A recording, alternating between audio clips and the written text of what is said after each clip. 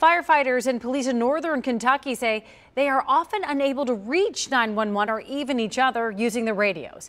Now, in case you missed this important report last night at 11, Chief Investigative Reporter Craig Cheatham explains the dangers these dead zones present. 911, can I help you? The officers out here doing traffic stops or serving warrants, arresting people, and unable to talk to 911. All right, we'll get somebody started that way. If you don't have communication, if you have an emergency, people don't know you're in trouble. So it's an obvious problem. Are there any weapons in the house? Is this any way to run an emergency communications network? Not at all. But we do the best we can. That's how emergency response experts here in northern Kentucky describe the communications networks that police officers, firefighters, and 911 operators use to communicate with each other. Those systems, according to first responders, have so many dead zones that it puts them and the public at greater risk. 81, we're making entry. Can you hold the channel, please? In January of last year, a Covington police officer's body camera recorded the search for an alleged gunman in the Providence Pavilion nursing home. Hands, man, hands.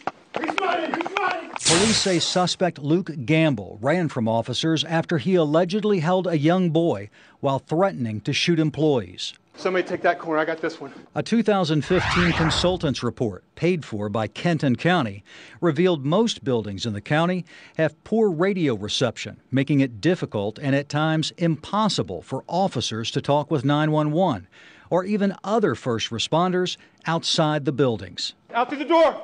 Tell Jimmy he's coming to him. Tell Jimmy. In last year's nursing home incident, one officer was apparently unable to speak directly to another officer so he could warn him the suspect was on the way. He handed the kid off to one of the girls here. Police arrested Gamble, who was charged in the case. He's back in jail on a parole violation. He is in custody.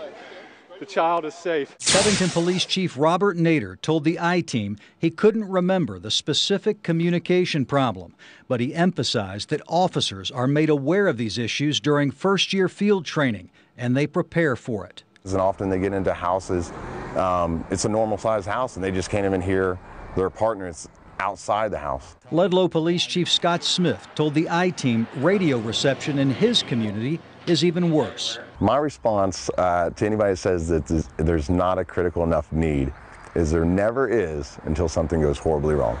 No, he's in custody. You don't have to do it. Everything's good. Yeah, sure. I wouldn't lie to you, baby. The fire was contained to the mechanical room. Last month, Covington firefighters responded to a fire in the 16-story Golden Towers apartment building. Covington Battalion Chief Micah Foster said first responders were unable to communicate effectively on their portable radios. In this case, we were lucky. The sprinklers worked. It put the fire out before we got there. The I-Team rode with Covington firefighters recently on 2 calls. In the station, did not come across our portable radios, where they told us they couldn't use their mobile radios to communicate directly with 911. It was all static to them on the dispatch. They didn't hear it. It can create a big problem. Boone County 911, what's the address of your emergency? For many years, Campbell and Boone counties have experienced similar problems. It's nerve-wracking already.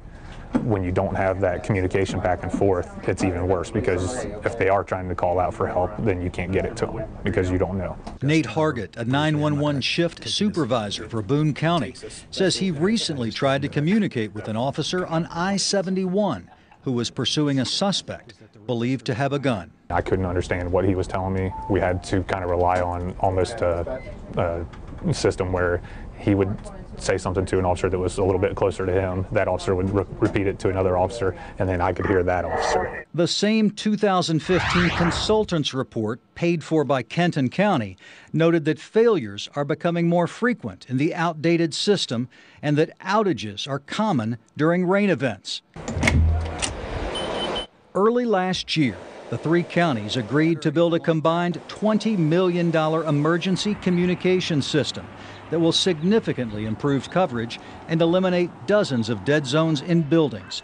It's expected to be finished within a year. We're looking forward to the new system. It's going to take care, it's going to have resiliency, redundancy, all these things that are lacking, we're going to be able to go and make happen with the new system. Tommy Thompson, the executive director of emergency communications for Kenton County, asked the Kentucky Office of Homeland Security to pay for hundreds of portable radios for first responders to ease the financial burden of the new system on local communities.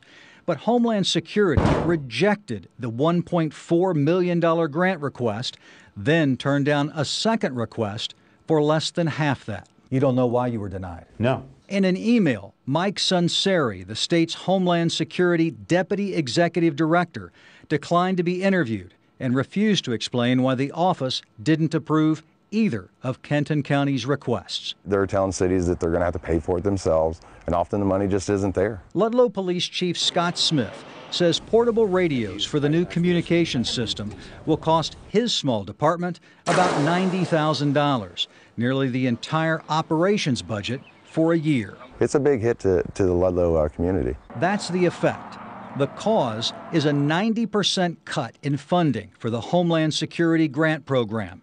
In 2005, Kentucky awarded $23 million to local communities.